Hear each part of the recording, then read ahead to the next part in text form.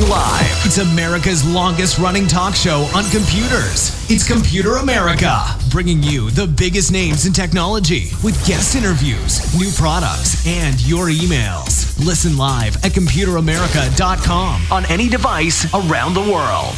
Email the show at live@computeramerica.com or find us on social media.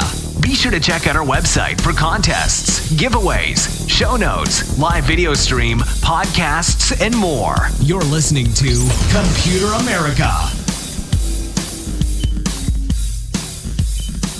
Hello and welcome everyone into the Computer America Show. We are the nation's longest running, nationally syndicated radio talk show on computers and technology. Everyone, welcome into the program. I hope that you're doing well and you are ready for today's show because, well, you guessed it, we have the one, the only Mr. Ralph Bond, who'll be joining us here in just a moment to talk all things, well, science and technology, because that's kind of his purview.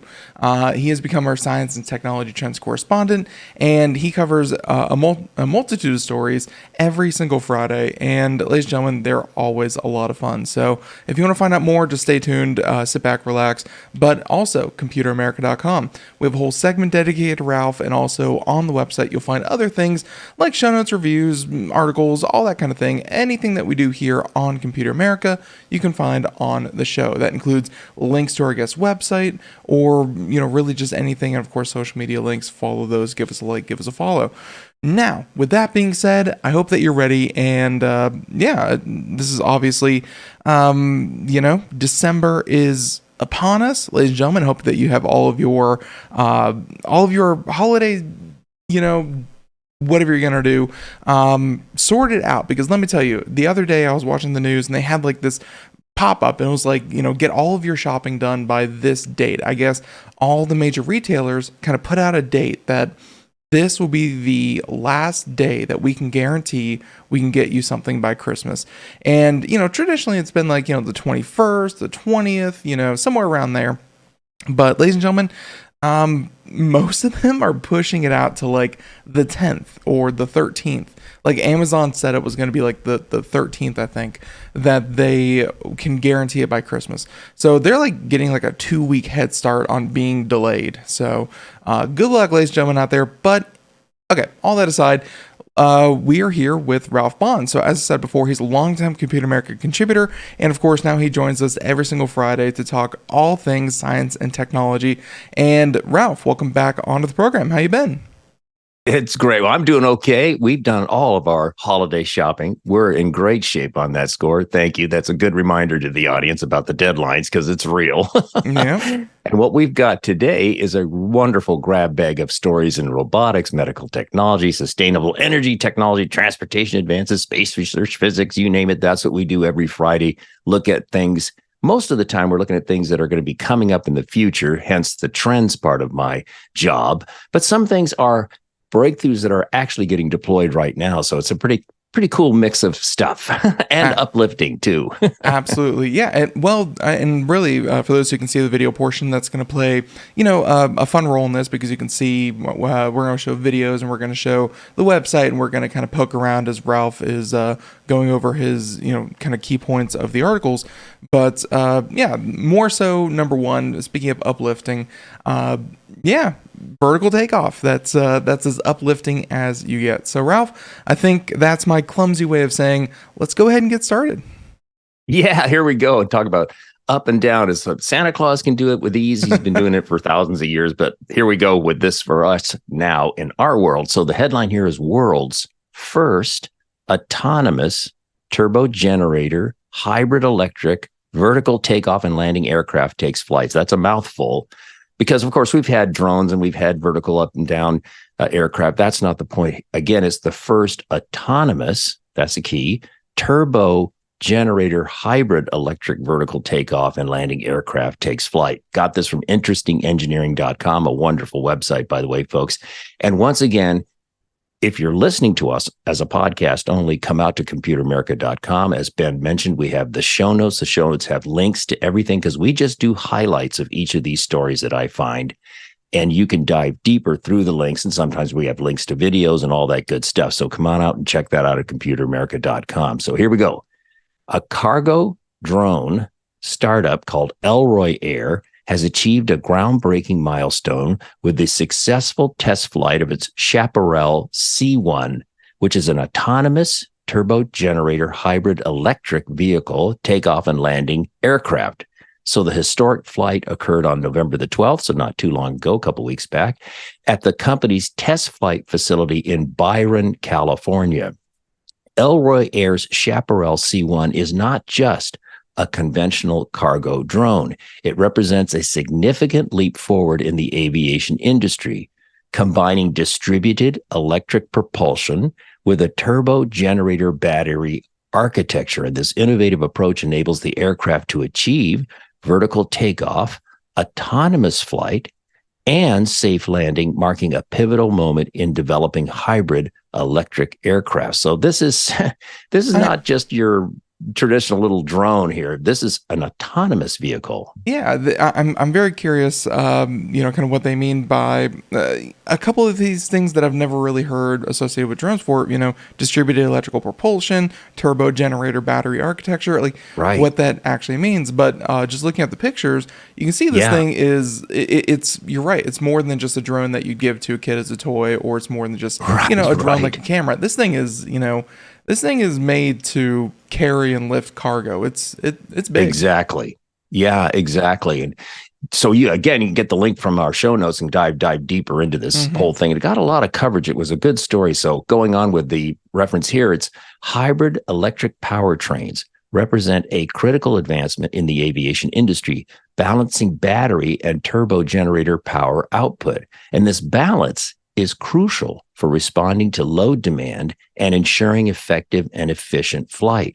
Elroy Air's Chaparral C1 addresses the limitations of all electric systems by combining a gas turbine-driven generator with batteries. So it's sort of like a plug-in hybrid, like my RAV4, my car, kind of conceptually speaking. So this turbo generator hybrid architecture enables long-range missions. Ding, ding, ding. Very important. Enables long-range missions without charging infrastructure, making it an ideal solution for logistics, humanitarian aid shipping, and military resupply. Gotcha. Interesting. So following the groundbreaking test flight, Elroy Air is embarking on an ongoing envelope expansion campaign in collaboration with the, no surprise, U.S. Air Force. This campaign will advance the Chaparral C1's demonstrated flight capabilities through various modes of airborne operations, including expanded hover, system identification, transition, and cruise flight. And this is going to be real. This is coming on because Elroy Air's vehicle backlog of orders currently exceeds $3 billion worth of future revenues. So our military is very interested in this craft. And again, I love the fact that they said, let's look at where this could be useful, of course, for the military. That goes without saying. But the humanitarian aid, rescue, supplying of medical materials and so forth. Imagine if this could be deployed in some of the hot spots around the world where they need to get humanitarian supplies. This could be very helpful. Again, it's autonomous, so you don't have to worry about guiding this thing from some kind of giant remote control on the ground. So it's very, very interesting. Very interesting breakthrough in this field. I'm curious, really about the logistics part of it, because obviously we ship a lot of goods, and being what we talked about at the very beginning of the show, and the fact that it's Christmas and there's gonna be a lot of shipping going on. Sure. Yes. We ship a lot of goods via planes, and I'm curious if maybe there could be a system in the future where you ship it via plane, and then from the airport to a FedEx, UPS, Amazon, whatever distribution center, you can fly these things directly from the airport to the distribution center and kind of back and forth. That way you get trucks off the road, you get you can move faster, because this thing looks like it could carry, I'd say, about the size of like a UPS truck. Like obviously it's completely unloaded, and I'm just going by estimates of size that I'm looking at, Ralph. But I'd say it could probably carry about like a truckload, Well, and I think you make a good point, Ben. One of the things that I liked about this craft is large enough to really be useful in the sense of carrying cargo. No, we're not trying to say it's like a freight truck trailer in size. Certainly not. No. But it's large enough. It's large enough to be meaningful when you're talking about maybe distributing medical supplies, or if you're in the military situation, distributing ammunition or whatever may be the purpose that you're looking at. So it's such a cool looking thing too. I love the videos of this thing. It's really cool. Yeah, okay. So you're absolutely right. And by the way, the payload, which is how much it can carry, you're right. I'm completely off on that. I'm not. It cannot carry anywhere near unless you're shipping like, I don't know, bags of like shipping peanuts. Well, right. Yeah. This thing can carry 300 pounds. So, that's not nothing. And of course, if it's very efficient, it can go long distances. 300 pounds is very, very useful. So not bad. Yeah, you think about 300 pounds of ammunition or 300 pounds of medical supplies and so forth. This is meaningful. And if you had a fleet of these things, if you had an army of them, so to speak, then that, multiplies its viability as a shipping thing. That's a great part of the video that for those of us that are lucky enough to see the video, they're showing how it's loaded. Very, very clever, interesting little modules that they roll in and then attach to the bottom of the drone. It's just amazing. Very, very cool. And of course, they already have many ideas with, billions of dollars of people looking to buy these things. Very, very cool. I hope to see these things, kind of in our everyday lives here soon. So story number one, and again, it's flying. So that's the cool part. Story number one, story number two. Let's go ahead and bounce over. And this time we're going back to MIT. Always has good research going over at their university. And let's talk about making fuel. Yeah, here we go. Another great breakthrough from MIT, as you just mentioned. Headline here is engineers develop an efficient process to make fuel from carbon dioxide. And Ben, as you know, of course, over the many months and years, actually, we've been doing the show. People are constantly looking at how can we take carbon dioxide, which is the bad guy in climate, change, and turn it into efficient fuels and so forth. So this is another incremental step in that process. As always, I've talked about the story a couple times on the show. It's like anything that you can do to turn waste into a useful product. And there's no worse waste out there than carbon dioxide. So turning it into something usable and good, that's like the holy grail. Yes, and don't forget plastic. That's the other bad guy.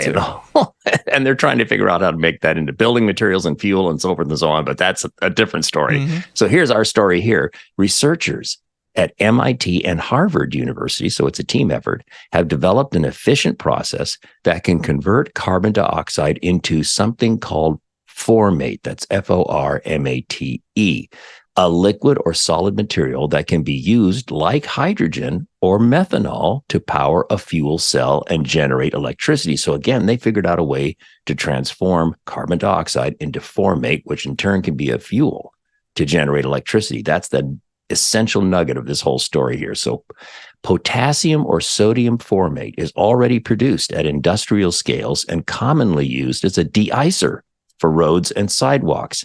It's non-toxic, non-flammable, easy to store and transport, and can remain stable in ordinary steel tanks to be used months or even years after its production. So that's the beauty of formate. The new process, it's kind of, de-icer. I had never heard of formate, so that's interesting. I know, me too. I thought that was, and again, it's the kind of key element of de-icers for roads and sidewalks, which here in Oregon this time of year we're beginning to get familiar with again. And again, just for those who can see the video portion, there's potassium formate, which is right there. Looks like salt. So I always thought they just got really impure ground salt, I guess, to salt roads and stuff like that. Turns out they use potassium formate to salt roads. I had no idea.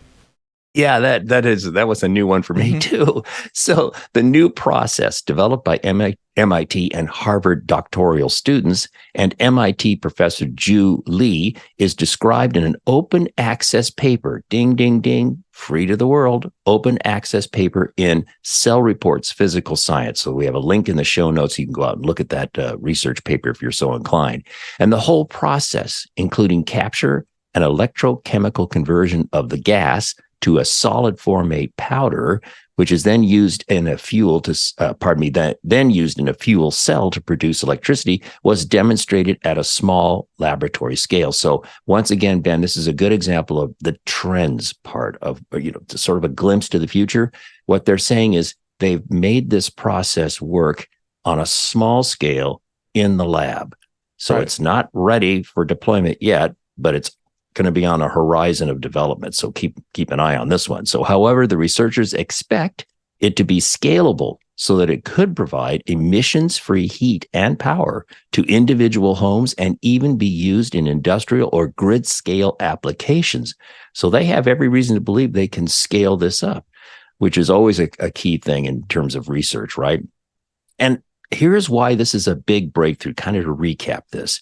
Other approaches to date for converting carbon dioxide into fuel usually involve a two-stage process. First, the CO2 gas is chemically captured and turned into a solid form as calcium carbonate. Then later, that material is heated to drive off the carbon dioxide and convert it to a fuel feedstock, such as carbon monoxide. The second step has very low efficiency in this traditional to-date process. So again, that second step has very low efficiency, typically converting less than 20% of the gaseous carbon dioxide into the desired product. By contrast, the new MIT and Harvard process achieves a conversion of well over 90% and eliminates the need for the inefficient heating step by first converting the carbon dioxide into an intermediate form, liquid metal bicarbonate. And I know this is very geeky, but it's sort of explaining why this is such a big breakthrough. Yeah, and really my very basic understanding of physics, or physics in general, and chemistry, is that heat in general is just wasted energy. Heat is given off as heat because it's wasted. So the more you can eliminate the heat part of it, that's just a lot less energy released in the whole process. So they're taking that out completely. Yeah. And Ben, fewer steps too. That's another part of this, why they feel so optimistic about the ultimate deployment. So the liquid metal bicarbonate is then electrochemically converted into liquid potassium or sodium formate in an electrolyzer that uses low carbon electricity, for example, meaning from nuclear or wind or solar power. So that's part of the equation. Their thought is we're going to take this process we've created and fuel it or make it happen. Power it by something efficient. Exactly. And something non-climate threatening, like wind power, solar power, and so on. Okay, so then the highly concentrated liquid potassium or sodium formate solution produced can then be dried, for example, by solar evaporation. That just means putting it out in the fields and letting it dry out, right? To produce a solid powder that is highly stable and can be stored in ordinary steel tanks for up to years or even decades. And again, in turn, that material can then be used, this solid powder can then be used as a fuel to generate electricity. So, wow, there's a lot going on in there. And so again, folks, come out to the show notes at computeramerica.com. Get the links if you want to dive deeper. But I thought this was really, really cool. And another great step forward. Ben, we will conquer carbon dioxide if we have the will to do it. There's of course a lot of very pessimistic reports out there, which I completely understand. They need to be listened to and heated and all that good stuff. But also, like, everyone's talking about, there's not much we can do and whatever. Like, at least there's people that are doing stuff that I don't even understand that are going to help fix the problem. So yes. There are people working for kind of working for our best interests. So. Uplifting because it's good. They're going to figure it out. So we'll see what MIT and Harvard could do, because if it falls back on me, I don't know about that, but I think they can do it. So I believe in them. Yeah, but you know what, Ben? We're doing our part by bringing this to our audience's attention, right, and giving them reason to hope in a world of terrible news. We bring you every Friday good news. Exactly. And this one is a bit of story number 3 is a bit of a blast from the past, because I think we've talked about this before, but it's been years. And I'm hoping that there's, kind of a resurgence in this, because, we heard about it years ago and we haven't seen it in practice. So, it looks like another university is doing this. So let's talk about story number 3. And it may seem reminiscent, but hey, new news is good news. Yeah, well, Ben, I think what you're referring to is over the past several years, periodically there have been stories about innovations in concrete production, alternatives to concrete, concrete that would have special properties and so forth and so on. And this is, you're right, this is just another installment and incremental advancement in the field of construction and the field of concrete. So the headline here is, and I just love these headlines, inactive bacteria powers self-healing concrete to repair cracks.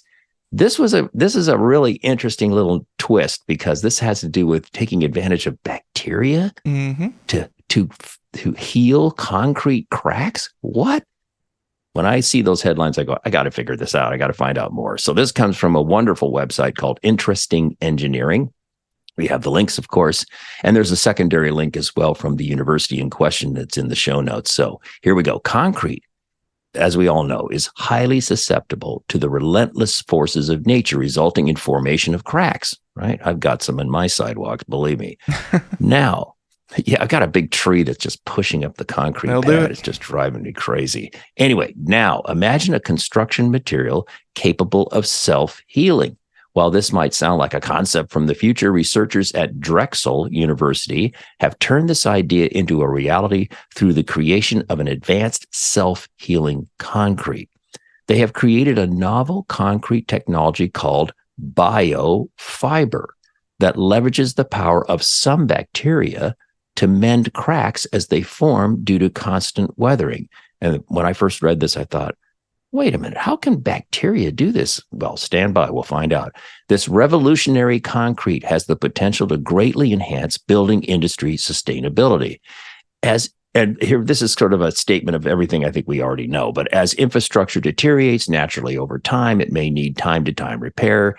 Temperature changes and moisture exposure aggravate this process, causing fissures to spread and the concrete to erode. We've been seeing that a lot in some of our bridges up here in Oregon, by the way, that now need to be replaced or repaired. The requirement for regular maintenance may be both costly and environmentally demanding, contributing to a higher carbon footprint. So there's the classic problem of the deterioration of concrete in some of our infrastructure.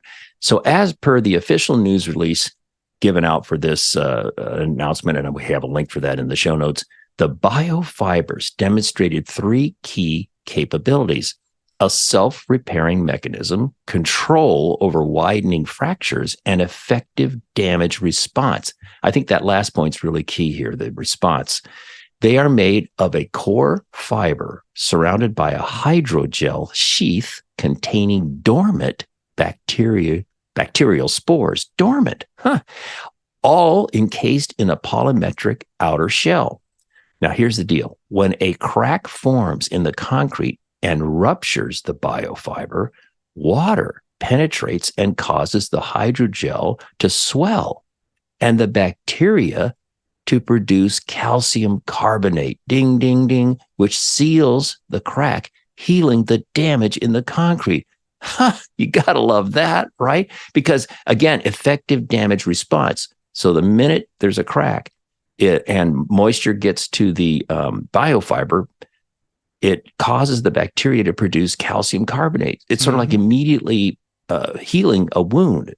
Wow. It's like there's that thing just in there waiting for, the damage in concrete causes water penetration, and the water penetration activates the healing mechanism. Yeah. It's really a brilliant idea.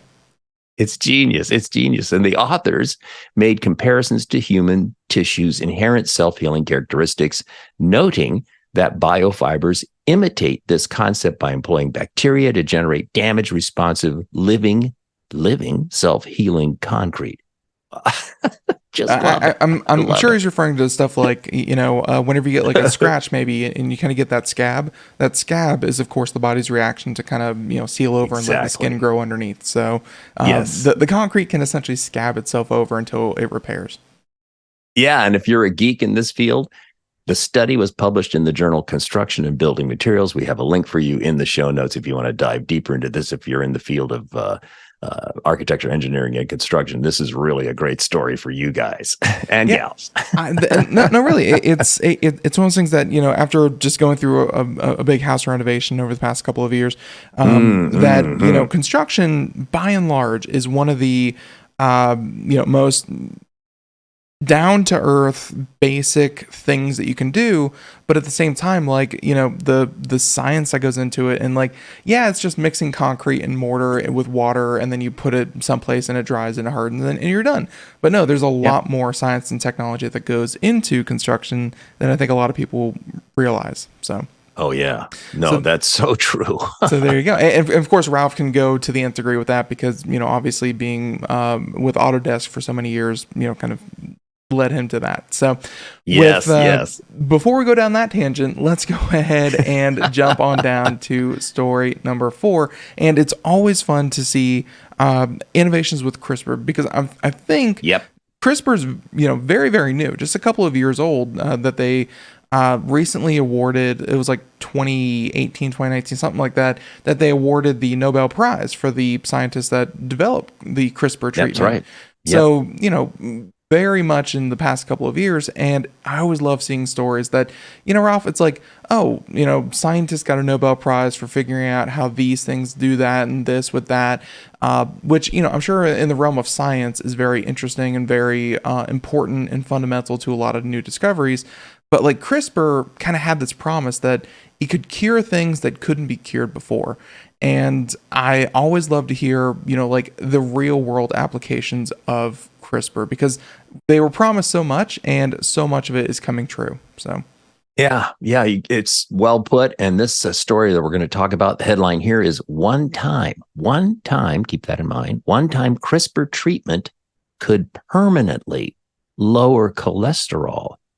So heart patients, pay attention. This is important. If you're taking a statin like I do every single day, this is something that's very potentially exciting. Got this from newscientist.com. Great story here. We have the link for that. We also have a secondary link in the show notes for you. So here's the story. A CRISPR gene editing treatment, by the way, CRISPR refers to gene editing.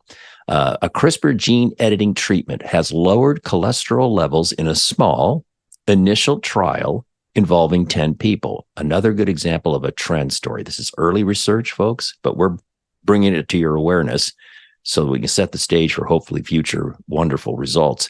The effect has lasted for 6 months since the first participant was treated, and the expectation is that it will be permanent.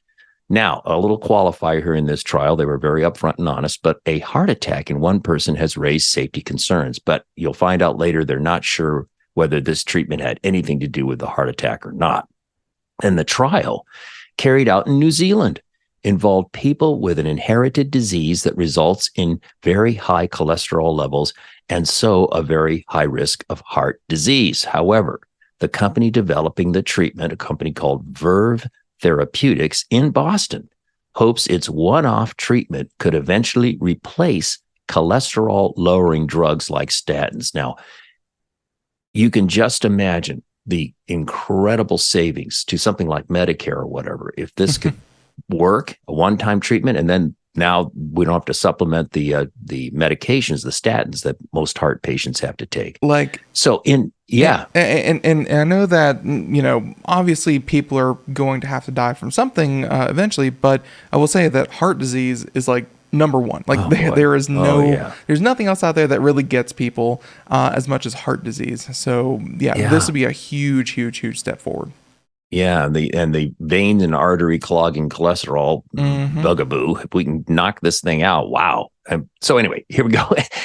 In the 3 people given highest doses, levels of LDL cholesterol, which is linked to heart disease risk, the result was of this treatment that level fell between 39 and 55% reduction in the cholesterol. Wow. So that's now, just however, from a single injection of this treatment. That's crazy. I know, isn't that something?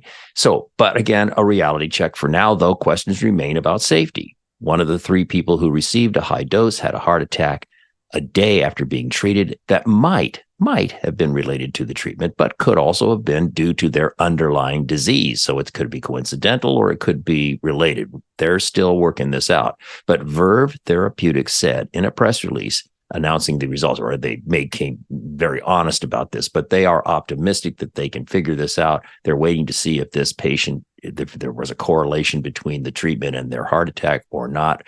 I'm hoping it was coincidental. I'm sorry they had the heart attack, but hopefully it was coincidental so they can go forward with this, get FDA approval, and maybe get this deployed out into the field worldwide. Yeah, I'm curious how, kind of how this works. Like does it cause, maybe like the cholesterol to be, not as adhesive to the cell walls? Does it change kind of, how sticky how sticky your arteries are? Yeah.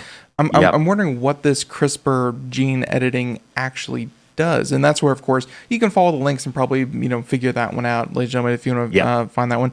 But yeah, I'm hoping the heart attack is completely unrelated. I'm glad that they're okay. And let's face it, them getting a heart attack while doing this clinical trial, they probably were, right there ready to save them and kind of help out. So I'm sure that they're doing absolutely. fine.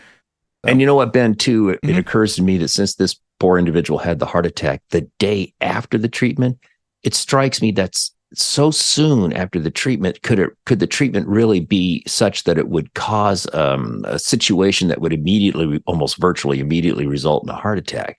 It makes me think it's coincidental, but that's just my gut feeling about that. Yeah, and CRISPR is definitely the strange one because it doesn't just, it's not like a drug that your body takes and absorbs and works. This is actually, like you said in your article, changes the DNA. Like the cells absorb it and actually replace parts of themselves with this. And it actually happens very, very quickly. So I'm thinking it might have been related, which is why they, of course, said it as well.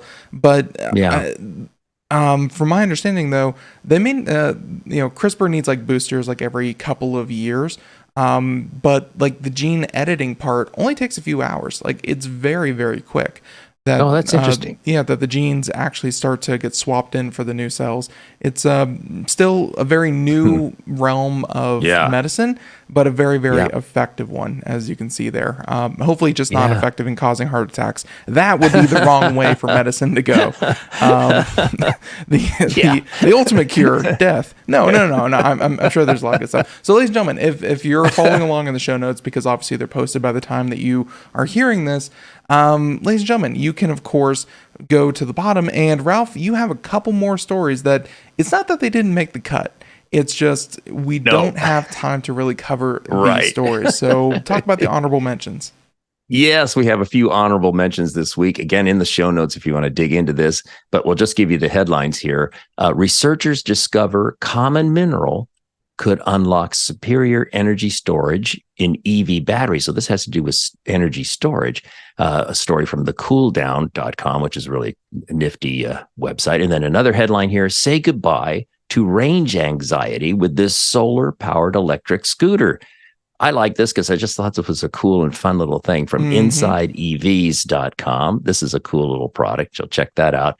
And then Enride's drone truck has its first full-time job moving General Electric appliances around from TheVerge.com. And I just like the look of this goofy, strange-looking vehicle. I just love it. So I don't think I've seen this particular one, but I saw one very similar to it at CES that they were shuttling people around Vegas.